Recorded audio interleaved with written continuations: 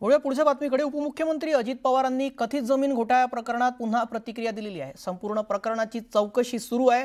चौकशीनंतर सत्य समोर येईल असं अजित पवार यांनी म्हटलंय.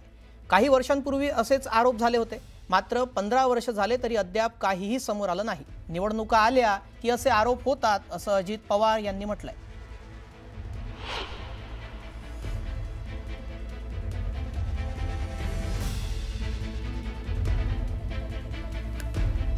अजित पवार यांनी या संपूर्ण प्रकरणानंतर आता स्पष्टीकरण दिलेलं आहे. पुन्हा हे प्रकरण त्यांनी या संपूर्ण प्रकरणात जे आरोप झालेले आहेत ते फेटाळून लावलेले आहेत.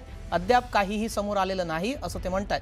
चौकशीनंतर सत्य समोर येईल असं त्यांनी म्हटलंय. 15 वर्षांपूर्वी देखील असेच आरोप झालेले होते, मात्र काहीही झालं नाही.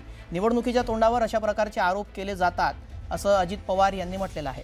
आपल्याकडून कधीही चुकीची गोष्ट होऊ देत नाही असं सुद्धा स्पष्टीकरण अजित पवार यांनी दिलं.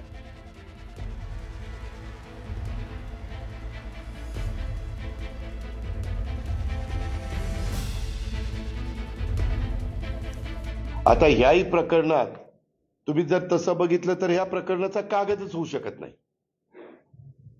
हे आकडे तुम्ही 300 कोटी 1800 कोटी वगैरे जे काही आपण बघितलं, 1 रुपया कुणाला दिला नाही आणि काय नाही, त्याच्यात काय अर्थच नाही ना. पण आता मी जास्त त्याच्याबद्दल बोलण्यापेक्षा चौकशी होऊ द्या. चौकशी झाल्यावर सत्य बाहेर येईल.